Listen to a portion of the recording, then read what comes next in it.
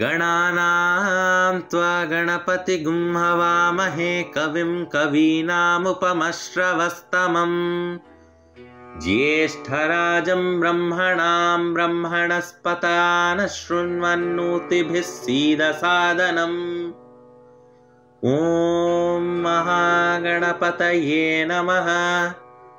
నమస్కారం అండి. నా పేరు మహాలక్ష్మి. శ్రీస్మృతి ఛానల్కు స్వాగతం.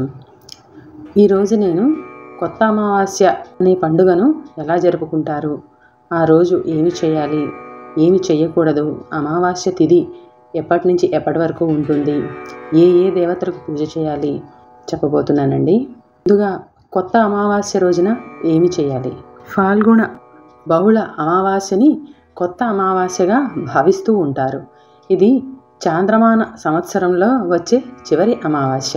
దీని తర్వాత నూతన తెలుగు సంవత్సరాది ఆరంభమవుతుంది.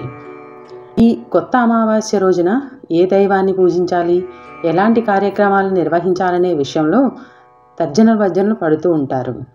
ఈ రోజున ఒక పూట ఉపవాసం చేస్తూ పరమశివుడిని ఆరాధించాలని శాస్త్రం చెబుతోంది. సాధారణంగా ప్రతి నెలలోనూ అమావాస్య రోజున పితృదేవతలకు పిండ ప్రదానం చేయడం, తర్పణాలు వదలడం వంటివి చేస్తూ ఉంటారు. అలాంటిది విశిష్టమైనటువంటి ఈ అమావాస్య రోజున ఈ విధమైన కార్యక్రమాలు చేయడం వలన పితృదేవతలకు ఎంతో సంతృప్తిని కలిగించినట్టు అవుతుంది అని శాస్త్రం స్పష్టం చేస్తోంది. ఇక ఈ కార్యక్రమాలు ఆయా పుణ్యతీర్థాల్లో నిర్వహించడం వలన ఉత్తమ గతులు లభిస్తాయని చెప్పబడుతున్నాయి. ఈ ఫాల్గుణ అమావాస్య తిథి ఆదివారం అనగా ఏప్రిల్ 7వ తారీఖు రాత్రి 2:46 నుంచి సోమవారం అనగా ఏప్రిల్ 8వ తారీఖు రాత్రి 12:24 వరకు ఉంటుందండి. ఈరోజు ఉదయాన్నే మేల్కాంచి చక్కగా అభ్యంగన స్నానం చేసి, అభ్యంగనం అంటే అమావాస్య రోజు తల రుద్దకూడదండి. మామూలుగా తలమించి నీళ్లు పోసుకుని అమ్మవారికి అంటే గ్రామదేవతకు పూజ చేయాలి. ఆ తర్వాత శివుని పూజ చేయాలి.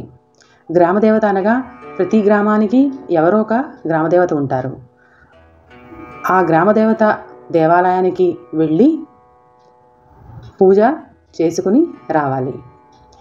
గ్రామదేవత దేవాలయానికి వెళ్ళేటప్పుడు ఒక కుండకు లేదా ఒక ఇత్తడి చెంబుకు పసుపు రాసి బొట్లు పెట్టి ఒక పసుపు కొమ్ముతో కంకణం కట్టి అందులో వేపాకులు, పువ్వులు, పసుపు, కుంకుమ, చిల్లర పైసలు వేసి అది పట్టుకుని అమ్మవారి గుడికి వెళ్ళి ప్రదక్షిణలు చేసి అమ్మవారికి చలివిడి వడపప్పు నైవేద్యం సమర్పించి ఆ నీళ్లను అమ్మవారి దగ్గర కానీ లేదా అమ్మవారి గుడి ప్రాంగణంలో ఉన్న వేప చెట్టు లేదా మర్రి చెట్టు లేదా రావి చెట్టు వీటికి పోసుకుని అమ్మకు మనసారా ప్రార్థించుకుని రావాలి. ఆ తర్వాత శివుని పూజించి శివాలయంలో శివలింగానికి అర్చన చేయించుకుని రావాలి. ఇవన్నీ కుదరకపోతే మనశ్శాంతిగా ఇంటిలో అమ్మవారికి పూజ చేసుకుంటే సరిపోతుంది. ఈ కొత్త అమావాస్య రోజు నాడు చేయకూడని పనులు. ఈ ఫాల్గుణ అమావాస్య రోజున పగటిపూట పొరపాటును కూడా నిద్రపోకూడదు. ఈ రోజున వెల్లుల్లి, ఉల్లి, మాంసం, ఆల్కహాల్ వంటివి తీసుకోకూడదండి. ఈ రోజున నలుపు రంగు దుస్తులను ధరించరాదు. అలాగే శుభ్రమైన బట్టలు ధరించాలి. ఈ రోజున కోపంగా ఉండకూడదు. కోపాన్ని నియంత్రించుకోవాలి. వీలైనంత ఎక్కువ సమయం ప్రశాంతంగా ఉండాలి. కొత్త అమావాస్య రోజు చేయవలసిన పనులు. ఫాల్గుణ అమావాస్య రోజున సూర్యోదయానికి ముందే నిద్రలేవాలి. ఈ రోజున ఉపవాసం ఉంటూ పరమశివుడిని ఆరాధించాలి. ఈ పవిత్రమైన రోజున సాత్విక ఆహారం మాత్రమే తీసుకోవాలి.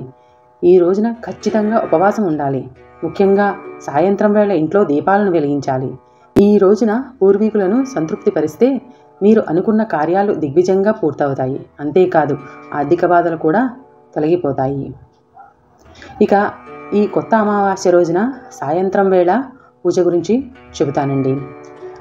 అమావాస్య అంటే లక్ష్మీదేవికి ప్రీతికరం కాబట్టి ఒక లక్ష్మీ ప్రతిమను తీసుకొని లేదా మీ పూజా మందిరంలో లక్ష్మీ ప్రతిమ ఉన్నా ఆ లక్ష్మీ ప్రతిమకు మల్లెపూల దండ వేసి అమ్మవారి అష్టోత్తరం చదువుకుంటూ పసుపు రంగు గవ్వలతో లేదా తామర పూల గింజలతో పసుపు కుంకుమ పూలతో చిట్టి గాజులతో అమ్మవారిని మీకు తోచినట్లుగా అష్టోత్తరం చేస్తూ పూజించండి. కుదిరితే దీపాలు వెలిగించి అమ్మవారిని ఇంటికి ఆహ్వానించండి. ఈ విధంగా చేయడం వల్ల లక్ష్మీ ప్రీతికి పాత్రులు అవుతారు. ఈ పాల్గొన శుద్ధ అమావాస్య సోమవారం నాడు వచ్చింది కాబట్టి దీనిని సోమవతి అమావాస్య అని కూడా అంటారండి. మీకు కానీ ఈ వీడియో నచ్చినట్లయితే please subscribe to my channel.